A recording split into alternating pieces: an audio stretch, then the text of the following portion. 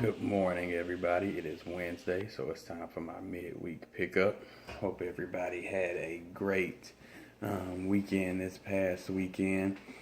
Before anything, I just want to say rest in peace to a few people that we lost this past week. Rest in peace, Muhammad Ali. Uh, Even though I didn't grow up in the era that he was boxing in, I was a huge, huge fan. I've watched probably all of his fights and just awesome fighter, awesome person. What he stood for was something that was needed at the time that he stood up for his own rights and, African American, black people's rights and everything. And still to this day, Muhammad Ali has had a major impact on things that go on, in the world, in our culture today. So, I just want to pay homage to him and say rest in peace, Muhammad Ali. Kimbo Slice, another fighter that we just lost. He was only 42 years old, and we lost Kimbo as well. Two different, completely different fighters, two different motivations and drives, two different impacts on society. But we still have to recognize him because he was somebody that, a lot of people might have looked up to or looked towards for motivation. And I know that both of these men, did what they loved in their lifetime. So rest in peace to you both. Of course, still, we lost Prince not too long ago, too. A lot of people, when celebrities die, a lot of people act like they have had a personal relationship with these people. I'm not trying to say that or anything, but these people have had some type of influence in some person's life before. So just rest in peace to all the ones that we have recently lost here. Anybody has lost anybody, this year or in the past few months. My prayers go out to you. My prayers go out to everybody's families.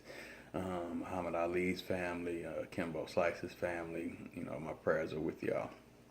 All right.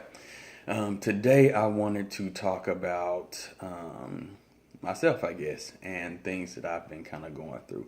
I usually don't like to spew negative energy on social media, so you might catch a little snippet sometimes when, I done got pushed a little bit, but I don't really like to promote it too much because, for one, sometimes it's not everybody's business, what you're going through. And you can't put it out there for everybody to see or know because, like I said, every move that you make is not for everybody to know.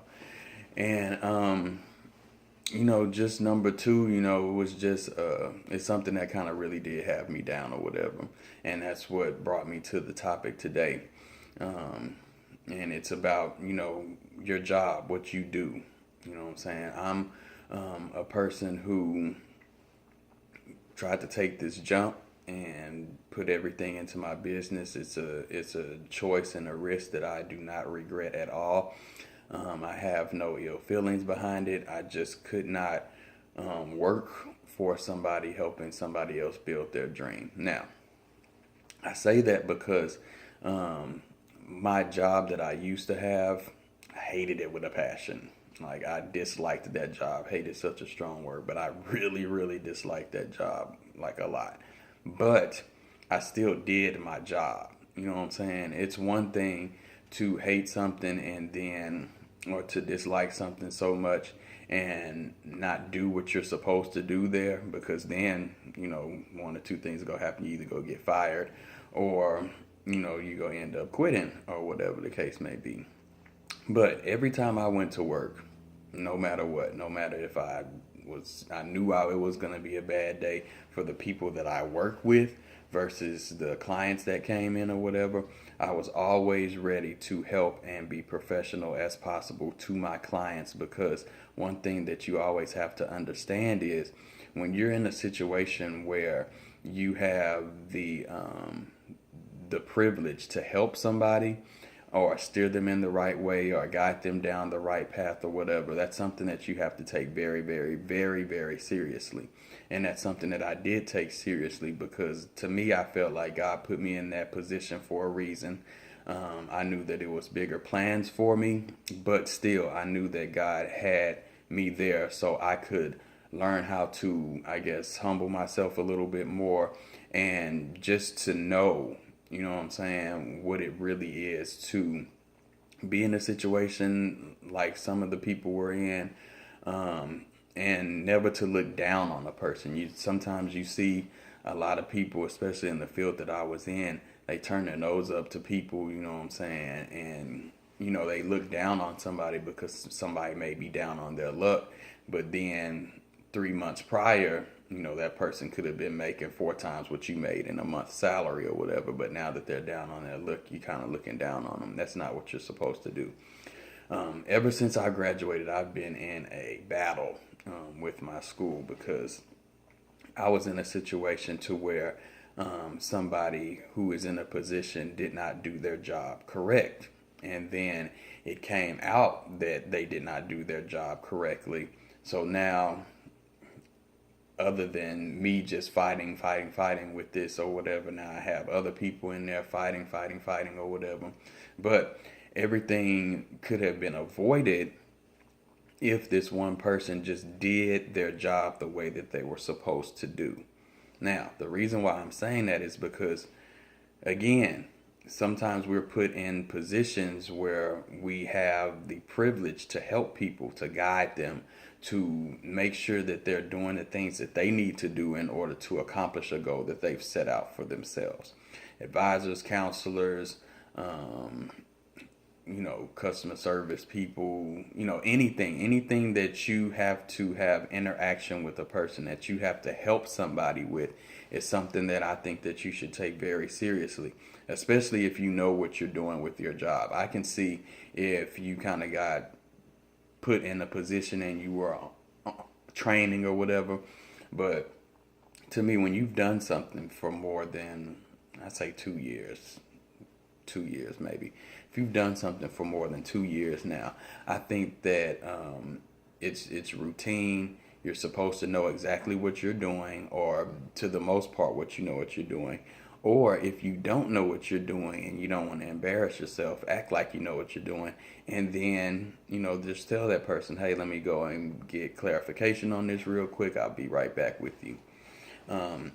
Never use the, I guess you can call it, power or whatever you want to look at it, to your advantage, because you're not there for you. Yes, you're getting paid for it, but you're also there for that person that's sitting across from you. So you have to kind of, in a lot of ways, and this is what I used to do, kind of try and put yourself into their shoes and try and feel the way that they're feeling about, whatever situation that they're in, so you can know and you can take a better approach to it versus, like a lot of people do, turn your nose up, being judgmental and labeling somebody when they shouldn't be labeled. But I went through this, and adversity, of course, struck again. Like I've said before in Midweek Pickup, sometimes when you're trying to do something, or you're trying to build something, or even you've accomplished something, there is going to be some type of adversity that comes and rears its head and peeks out at you. Not gonna lie to y'all, had me down a little bit. You know what I'm saying? I was not showing it away from home, I guess you could say. I guess I was kind of sulking at home to myself or whatever, but I wasn't putting it out there so people could be like, hey, what's wrong? What's going on? Blah, blah, blah. And sometimes that's something that you really have to do, especially with the world that we live in today. Because like I said, social media is the information highway now. You know what I'm saying? If you want to know what somebody's doing, all you got to do is log on to their Facebook, or go to their page, Instagram, Facebook, Snapchat, whatever it is, and you can find out basically a person's routine, what they do, how they do it, and when they do it every day. So it's not something that I was trying to put out there, but it did get me in a rut, and that's something that I try and talk about on my midweek pickups all the time, that you can't let adversity get you down. But sometimes it will get you down and it will put you in that rut. But what you always have to know is, and this is something that I had to realize, and it took me about a week or two, but I finally realized it, is even though adversity's here, you're still breathing, you're still, pushing forward, you're still getting other things accomplished, and you can't let one situation start draining from other things that you're doing. It's just like, if your car battery is low, your alternator is going to kick in, boom, and it's going to, take you the rest of the way that you're going, but your battery is still draining, which in tail drains your alternator. So pretty soon, if you don't get the battery part fixed, it's going to drain the alternator, and then the alternator is not going to be able to keep the car started because the battery has drained all of the life from it. And I use that analogy for this purpose. If you have multiple things going on in your life, you can't let one situation take away from the other things that's going on, because adversity is something that sometimes can either be good or bad. You can use it for a motivational tool, or you can use it to where it's going to get you down in the dumps where you're sulking and you're just in a rut for a while. That's not the way that you need to go. You need to use it as a tool. It's a powerful motivator.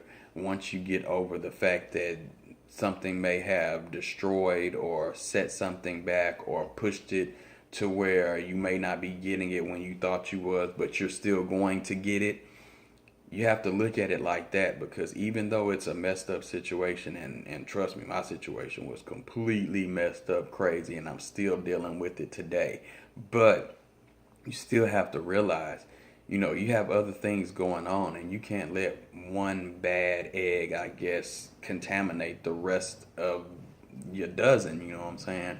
Because if you do that, then again, you're going to be taken away from other areas that you need to be focusing on.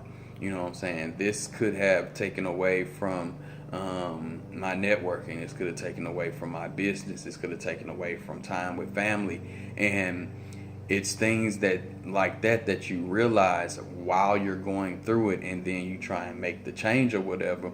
But sometimes it could be too late, and sometimes you may not have realized it in enough time to where you can fix it and to get away from all the negativity and the constant draining that it's doing from you and for everything else that you're doing. So it's been about 12 minutes, so I'm going to go on and close it up. But just always be aware, adversity is going to strike. I've talked about adversity before. It is going to strike. It's going to happen most of the time. And it can be anything, but you have to be ready for it. You have to be prepared. You have to have a good mind state, and you always have to know, hey, this may happen, but for example, my lights are still on, or my rent's paid, or it's nothing that you're really behind on. It's just that one situation that kind of got you in the rut. But you have to look around you and realize, hey, that might have me in the rut, but I got more good things going on than bad things. So with that being said, again, when you're in a position where you can help somebody and advise them and steer them on the right path, take that seriously, because you're not only helping that person, you may be helping a tree branch more of people. You may be helping his or her spouse. You may be helping their children, their parents, anything. You have to look at life as you're planting a seed that's going to grow into a tree, and on that tree there are going to be different multiple branches that you may have to touch in order from just planting that seed. Planting that one seed may make you touch all the other branches that seed has that comes with it. With that being said, y'all have a good weekend. Father's Day is next weekend, so everybody, do your thing for the fathers and everything.